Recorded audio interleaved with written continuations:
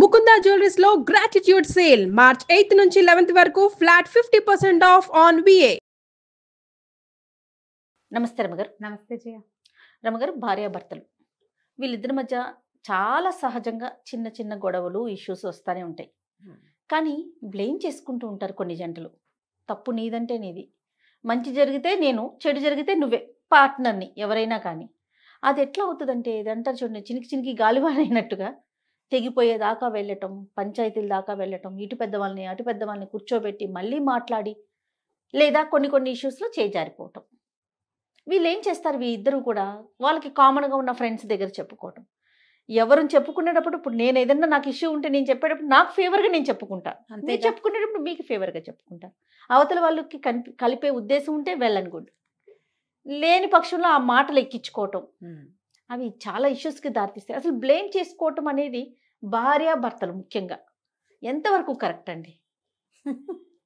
Correct అంటే, కానీ ఇది అర్థం చేసుకోలేకపోవడం వల్ల జరుగుతుంది అంటారా? ఇప్పుడు అర్థం ఎట్లా చేసుకుంటారు జయ? మనం జనరల్గా చూద్దాం. ఓ మొగుడు పెళ్ళామంటే వీళ్ళిద్దరూ ఒక ఇంట్లో పుట్టరు, ఒక ఇంట్లో పెరగరు.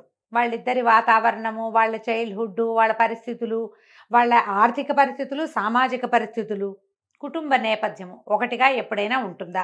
ఉండదు. 100% ఒకటి కాదు. ఒకే ఇంట్లో పుట్టి పెరిగిన వాళ్ళు మేనత్త మేనమావ పిల్లలు పెళ్ళిళ్ళు చేసుకున్నా కూడా పోలికలు కలుస్తాయేమో, కానీ ఉంటాయి. గొడవలు అయితే కామన్ గా ఉంటాయి. ఇద్దరికి పెంపకాలు వేరుండే అవకాశం ఉంది. వాళ్ళ పేరెంట్స్ వేరు, వీళ్ళ పేరెంట్స్ వేరు. ఈ పెళ్ళిళ్ళల్లో ఏమవుతుంది, సర్దుబాటు దిద్దుబాటు అని 2 పాయింట్లు ఉంటాయి జయ. ఏదైనా తేడా వస్తే అంటే అన్నాడు లేని ఓ పూట కాస్త ముద్దు పుడుచుకుని మర్నాడు మామూలుగా అయిపోయి మన మొగుడే కదా అని పెళ్ళాం దగ్గరికి వెళ్ళిపోయినా, మన పెళ్ళామేనని వాడు కాస్త ముద్దు చేసినా నడిచిపోతుంది. ఏదైనా అవతల వాళ్ళు పదే పదే ఒక విషయం చెప్తుంటే మనం ఏదైనా సరి చేసుకుంటే అప్పుడు కూడా సర్దుకుంటుంది. సర్దుబాటు దిద్దుబాటు 2 లేవు, ఓపిక ముందే లేదు. అప్పుడు గొడవలు ఎలాగూ వస్తాయి. అసలు సాధారణంగా జయ, నువ్వు అసలు దీన్ని ఒప్పుకుంటావో ఒప్పుకోవో, ప్రతి ఆడవాళ్ళు తమ మొగుళ్ళ గురించి ఎవరో ఒకళ్ళ దగ్గర చెప్పుకుంటారు జయ. అమావాస్య నాడు అట్టే లేదు, పౌర్ణన్నాడు పప్పే లేదు, ఇలాగా చాలా మామూలు విషయాలు కూడా. అంటే మన ఫ్యామిలీ కాని వారికి కూడా చెప్తారు. ఎవరి దగ్గరైనా ఆ పని వాళ్ళ దగ్గర వెళ్ళబోసుకుంటారు, పక్కింటి వాళ్ళ దగ్గర వెళ్ళబోసుకుంటారు, ఫ్రెండ్స్ దగ్గర వెళ్ళబోసుకుంటారు, కజిన్స్ దగ్గర వెళ్ళబోసుకుంటారు, పుట్టింట్లో వెళ్ళబోసుకుంటారు, ఫేస్బుక్లో వెళ్ళబోసుకుంటారు, వెళ్ళబోసుకుని మామూలుగా కాపురాలు చేసుకుంటూ ఉంటారు. 100% ఒప్పుకుంటాను రమ్మగారు. ఇలాగే జరుగుతుంది. వెళ్ళబోసేసుకున్నాక వదిలేస్తారు. అది అలా వెళ్ళబోసుకునే కార్యక్రమాలు నడుస్తూనే ఉంటుంది. ఈ రోజువారీ కార్యక్రమాలు ఇవి నడుస్తూనే ఉంటాయి. దీంట్లో నువ్వు నేను కూడా ఉంటాం, 100% చెప్పుకుంటాం. ఏదో ఖచ్చితంగా చస్తే విండు అని ఇలాంటివి ఏవో చెప్పుకుని మన మామూలుగా ఆయన టిఫిన్ పెట్టడం, ఆయన తిండి పెట్టడం, బట్టలు చూడడం, వాకిలు చూడడం, ఇల్లు చూడడం అన్ని మామూలుగానే అయిపోతాయి కదా రమ్మగారు. ఇప్పుడు ఏమవుతుంది, లేటెస్ట్ జనరేషన్స్ ఇది పాతకాలం పద్ధతి. అన్నీ వెళ్ళబోసుకున్నాక అమ్మో టిఫిన్ వేళ అయింది, మా ఆయన వస్తాడని లేచి వెళ్ళిపోతారు. ఈ కాలంలో ఏంటంటే, మా ఆయనతో నేను ఈ ఇష్యూ ఫేస్ చేస్తున్నాను అని ఎవరికి చెప్పినా ఆ చచ్చినాడితో ఎందుకుంటున్నావు అంటారు వెంటనే. ఇందులో అమ్మలు, పక్కింటి వాళ్ళు, ఫ్రెండ్స్, ఫేస్బుక్ ఫ్రెండ్స్ అందరూ ఉంటారు. నేను ఇంకొక చెప్పనా, కడుపును పుట్టిన పిల్లలు కూడా అమ్మా ఎందుకమ్మా ఈ నాన్నతోటి ఉండడము, ఇలాంటి వాడితో నువ్వు ఎందుకుంటున్నావు. ముఖ్యంగా ఆడపిల్లలు తల్లిని ఈ విధంగా సపోర్ట్ చేస్తున్న వారు అటువైపు అసలు రిలేషన్ కట్ చేసేసుకో అమ్మా అని చెప్పే పిల్లల్ని చూస్తా ఉన్నాం రమ్మగారు. నాన్నని మూవీస్ కూడా చూసాం మనం. నాన్నని వదిలే అని చెప్పే మగపిల్లలు ఉన్నారు, కానీ చాలా తక్కువ. వదిలేయమని చెప్పే ఆడపిల్లలు ఎక్కువ ఉన్నారు ఇప్పుడు ఈ రోజున. కానీ సోషల్ మీడియా టాక్సిక్ రిలేషన్ ఎందుకు కంటిన్యూ చేస్తున్నావు అంటారు. సోషల్ మీడియాకి ఎందుకు ఎక్కుతున్నారు? సోషల్ మీడియాకి ఏంటి, అసలు ఎక్కడ ఏమి తోచినా, ఏది చూసినా, ఏది తిన్నా అంటే మరి ఇది తప్పంటావా అని నన్ను నిలదీయద్దు జయ, కానీ ప్రతిదీ షేర్ చేసుకుంటున్నారు జయ. అవును రమ్ గారు, నిజంగా ప్రతిదీ షేర్ చేసుకుంటారు. నాన్నగారు చనిపోయారు, నాన్న ఐ మిస్ యూ నాన్న, చనిపోయిన నాన్న చూడరు, దాన్ని చెప్పద్దన్నట్టల్లా చేస్తున్నాం మనం, ఇట్లా చేస్తున్నామని చెప్తున్నాం. స్టేట్మెంటే ఇది, దీనే నేరారోపణగా అనుకోవద్దు. చనిపోయిన నాన్నగారు చూడరు, కానీ మన స్నేహితులు, బంధువులు, ఫ్రెండ్స్, మన ఫేస్బుక్ ఫ్రెండ్స్ అంతా మన నాన్నగారు చనిపోయిన సంగతి తెలుసుకుంటారు. నాన్నతో నేను, నాతో నేను, నేను అక్కడెక్కడికో నేను, ఇది నేను, ఈ నేను నా నేనుని ప్రజెంట్ చేస్తున్నాం పబ్లిక్లో. ఈ పబ్లిక్లో ప్రతివాడు నీకు తెలిసిన వాడు ఉండే అవకాశం ఉందా? నాకు 3 లక్షల ఫాలోవర్స్ ఉన్నారు రమారావి ఫాలోవర్స్ అనే గ్రూప్లో, మోర్ దాన్ 3 lakhs అనుకుంటా. నేనేం చేయలేదమ్మా దానికి నా ప్రయత్నం. ఈ సభాముఖంగానే చెప్తున్నా. ఉమా వంగూరి ఆ అమ్మాయి పెట్టి స్టార్ట్ చేసిన అమ్మాయి, ఇంకోళ్ళిద్దరు ఫ్రెండ్స్ కలిసి ఏదో స్టార్ట్ చేశారు. 400 మేము జనాలు చేరాక నేను చేరే అందులోకి, నా ఫాలోవర్స్ గ్రూపు. ఇందులో ఇప్పుడు నన్ను ఫాలో అయ్యేది ఏమీ లేదు అందులో. నేను కూడా అందరితో పాటు ఉంటుంటా, అప్పుడప్పుడు చూస్తా. నాకు ఫేస్బుక్ వ్యవహారాలు పెద్దగా అడ్మిన్గానే ఉన్నా నేను. ఎప్పుడైనా ఒకరోజు బాగా ఖాళీగా ఉంటే ఎవరైనా వస్తాయి కదా రిక్వెస్ట్లు, ఓ 50 30 రిక్వెస్ట్లు ఓకే చేస్తాను నేను, అంతే. నా పర్సనల్ థింగ్స్ ఏవి నేను అందులో షేర్ చేయను. ఎప్పుడైనా ఇప్పుడు మనం ఇక్కడ చేసిన వీడియోలు మాత్రమే అందులో ప్రజెంట్ చేయబడుతూ ఉంటాయి. మన వాళ్ళు వేస్తారు లైఫ్ వాడో, ఉమెన్ వాడో, ప్లస్ గిస్సు ఉన్నాయిగా బోల్డ్ అని ఛానల్స్ మనకి. ఎవడో ఒకడు అందులోకి చేరి అవి వేస్తారు. ఎప్పుడైనా నాకు చాలా బాగున్న మ్యాటర్ నేను చెప్పానని నాకు అనిపిస్తే ఇది వెంటనే ప్రజలకు తెలియాలి, ఫ్రెండ్స్ సబ్జెక్ట్ మాత్రమే బాగుందని దాన్ని నేను అందులో షేర్ చేస్తాను. అదే నేను సబ్జెక్ట్ కూడా చేస్తున్నాను, నేను చేయట్లేదని నేను అంటలా. సబ్జెక్టు అక్కడ నేను షేర్ చేస్తా. పండగ విషెస్ పెడతా, నా బర్త్డేకి విషెస్ వస్తే థ్యాంక్స్ పెడతా, అంతే చేస్తా. అంతకంటే చేత కాదు, నాకు రాదు. బేసిక్గా చేయకూడదని అదని కాదు, చేసే వేరే ఉద్దేశం కూడా నాకు లేదు. జనరల్గా ఒక ఫేస్బుక్ అకౌంట్ ఉంటే ఈ అకౌంట్లు ఇప్పుడు ఈ 3 లక్షల మందిలో నాకు పర్సనల్గా తెలిసిన వాళ్ళు ఒక 100 మంది ఉండేందుకు అవకాశం ఉందేమో, ఓన్లీ 100. అది కూడా వాళ్ళు మా ఫ్యామిలీ మెంబర్సు, బాగా క్లోజ్ రిలేటివ్స్, నా క్లోజ్ ఫ్రెండ్స్. వీళ్ళల్లో ప్రత్యక్షంగా నేను చూసింది ఫేస్బుక్ ఫ్రెండ్స్లో ఒక 4-5 ఏమైనా నేను కలిశానేమో. నా దగ్గరికే నా కోసమే నా మీద ప్రీతితోటే వచ్చి నన్ను కలిసిన వాళ్ళు 4 లేదా 5 అంతే.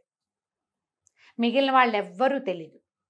వీళ్ళల్లో ఎవరెవరికి ఎలాంటి ఉద్దేశాలు ఉంటాయో, వాళ్ళ అభిప్రాయాలు ఏమిటో, వాడు అసలు ఏమిటో అవతల వ్యక్తిగా అతడేమిటో మనకు తెలియదు.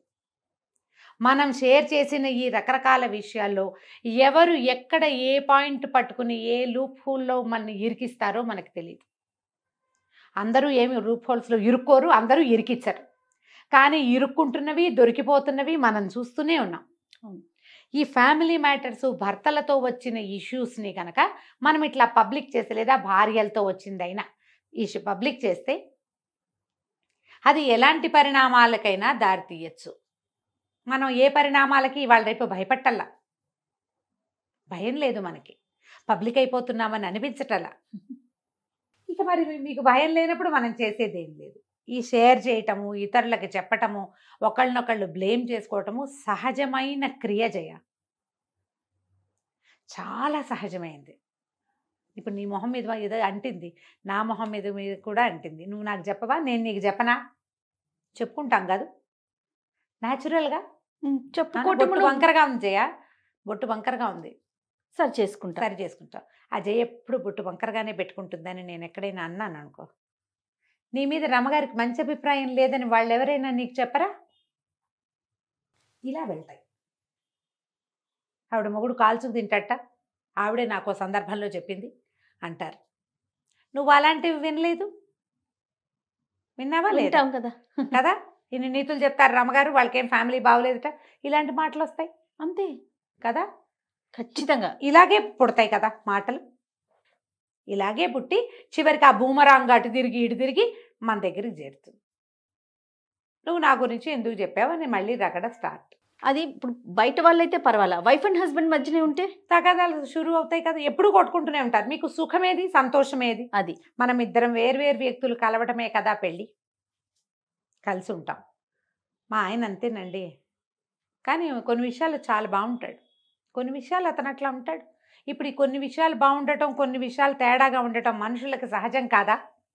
మనం కూడా ఏమైనా మనం సీతాసాధ్విలాగా ఉండగలమా? మనం లేదు కదా. ఏ ఆడదైనా సీతామహాదేవిలాగా ఉంటుందమ్మా? ఉండదే, ఉండదు. అవును, ఆవిడ ఎక్కడ రాముడిని బ్లేమ్ చేయలే, మనకు కనపడదు అది. కానీ మనం ఏం చేస్తాం? ప్రేమగా ఉంటాం, సీతారాముల్లాగా అన్యోన్యంగా ఉంటూ ఉంటాం మనం. సందు దొరికితే మొగుడిని ఏదైనా అనడానికి అతని గురించి చెప్పడానికి ఆడవాళ్ళు చూస్తారు, మగవాళ్ళు కూడా అవకాశం వస్తే వదిలిపెట్టరు. ఎక్కిరించడానికి, వేళాకోళం చేయడానికి, హేళన చేయడానికి, వీళ్ళ అమ్మ నాన్న ఇట్లా, వీళ్ళ ఇంట్లో ఇంతే, వీళ్ళ తమ్ముడు వచ్చాడా మా నెత్తి మీద ఎక్కుతాడు, అలాంటివేవో అంటారు. మనం ఒకళ్ళనొకళ్ళ సహించుకోవాలి. నువ్వు అనడానికి హక్కు నీకున్నప్పుడు వినడానికి ఓపిక కూడా నీకు ఉండాలి. నాదే కరెక్ట్ అంటే ఎప్పుడు ఒకళ్ళే కరెక్ట్ ఎప్పుడు ఉండరమ్మా. లోకంలో అలా జరగదు, అట్లా ఉండదు. ప్రతి గింజకి ఎక్కడో చోట చుక్కుంటుంది, లేకపోతే దాని ముచ్చుకే ఉంటుంది, దాని ఒరిజినల్ ముచ్చుకుంటుంది కదా. అదే కదా, అదైనా మచ్చే, అదైనా మచ్చే. మనుషులం ఇలా ఉంటాం, దీన్ని యాక్సెప్ట్ చేయాలమ్మా. పెళ్ళి అనగానే ఇప్పుడు మనం వైఫ్ అండ్ హస్బెండ్ గురించే మాట్లాడుకుంటున్నాం. ఏదో తగాదా వచ్చినప్పుడు బ్లేమ్ చేసుకోండి, మళ్ళీ కలిసి మామూలుగా జీవితం ముందుకు తీసుకెళ్ళండి. తూతూ మేమే అని తాత్కాలికంగా అనుకోవటం వేరు.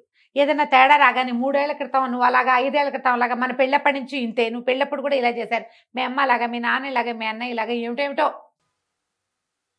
అక్కడి నుంచి దీన్ని తీసుకెళ్ళి పబ్లిక్లో పెట్టడం. 3 వంతులు ఏ గొడవలు వచ్చినా సర్దుకుని పోతూ ఉన్న వాళ్ళు కూడా థర్డ్ పార్టీ దగ్గరికి వెళ్ళే డివోర్స్కి వెళ్తున్నారు జయ. ఇప్పుడు మన దగ్గరకు వస్తారు, నువ్వు వింటూనే ఉన్నావు, ఇక్కడ కూడా విన్నావు నువ్వు. డైవోర్స్కి వెళ్ళనివ్వకుండా ఆపడానికి శత విధాల ప్రయత్నం చేస్తున్నావా మనం? 200%. అదే ప్రయత్నం. ఇలా సర్దుకోండి, ఇలా ఊరుకోండి, 2 రోజులు ఆగి వెళ్ళండి, కలిసి ఉండండి. ఈ తెంపిన ఇంకొకటి మీకు సరైంది రాదు. ప్రపంచమే ఇట్లా ఉంటుంది, మనమే ఇలా ఉన్నాం. అది ఇప్పుడు వాడెవడో సరిగ్గా లేడు, నువ్వు మహా సరిగ్గా ఉన్నావా ఇక్కడ? అది లేదు, అది కూడా లేదు. లేనప్పుడు నీలాంటి వాళ్ళు అతడి లాంటి వాళ్ళే లేదా ఆమె లాంటి వాళ్ళే ఉంటారు లోకంలో. వేరే రకం ఎట్లా? ఇద్దరే కదా మనుషులు, ఒక ఆడ ఒక మగ, అంతేగా అంతేగా. తృతీయులు ఉన్నా వాళ్ళు మనతోటి ఈ సంసారపు వ్యవహారాలకు వాళ్ళు పడరు కదా. అవును, వాళ్ళ బాధ వాళ్ళు పడతారు. అది చిన్న సబ్జెక్ట్ కాబట్టి దాని గురించి మనం మాట్లాడక. పెద్ద ప్రపంచం, పెద్ద సమాజం ఇది కదా. దీన్ని థర్డ్ పార్టీకి అవతల వాళ్ళు నిన్ను సర్దుబాటు వైపుకి తీసుకెళ్తున్నారా, తెగ్గొట్టడానికి వైపుకి తీసుకెళ్తున్నారో ఆలోచించండి. తెగిపోయాక దాని వల్ల వచ్చే అన్ని రకాల బాధలు పడేది మీరు. సలహా చెప్పిన ఏ ఒక్కరూ నిన్ను తెగేదాకా లాగడానికి నీ పక్కన కూర్చున్న వాడికి నెప్పే ఉండదు. వాడి జీవితం వాడిది, వాడి సమాజం వాడిది, వాళ్ళకి ఏ ప్రాబ్లము లేదు, ఉండదు. ఇందులో ఎక్కువగా ఆడపిల్లల స్నేహితులే ఉంటున్నారమ్మా. ఆడపిల్లల స్నేహితులే కనిపిస్తున్నారు. ఇలా అనకూడదు. మీరు ఆడాలని బ్లేమ్ చేస్తారంటే చెయ్యం, మనం ఏదో సర్దుకో కాస్త సరిచేయి, ఏదైనా కౌన్సిలర్ దగ్గరికి వెళ్ళు, పెద్దవాళ్ళతో కూర్చోబెట్టి మాట్లాడించు, ఇలా మాట్లాడు, ఇలా సరిచేయి, పోనీ 4 రోజులు గ్యాప్ ఇచ్చి మళ్ళీ రా అని చెప్పేవాళ్ళు ఉన్నారేమో కొంత %. వెదవ టాక్సిక్ రిలేషన్ ఇందులో కంటిన్యూ కావద్దు. నాకు తెలిసిన ఒక లాయర్ ఉన్నాడని ఫోన్ చేస్తారు. ఇప్పుడు తెగ్గొట్టితే ఈ ముందున్న మనుషులతో కలిసి ఉన్న ఈ మొత్తం రిలేషన్, ఇందులో నువ్వు అనుభవించిన కొంత తీపి, ఇప్పుడు రేపు నువ్వు అనుభవించబోయే తీవ్రమైన నొప్పి ఎవరు అనుభవిస్తారు ఇక్కడ? ఖచ్చితంగా నువ్వే కదా. అవతల వాడు సలహా చెప్పిన వాళ్ళు కేవలం సలహాదారులుగా మాత్రమే ఉంటారు. అంతే కదా. కాన్సిక్వెన్సెస్ తీసుకోవాల్సింది అక్షరాల నువ్వు.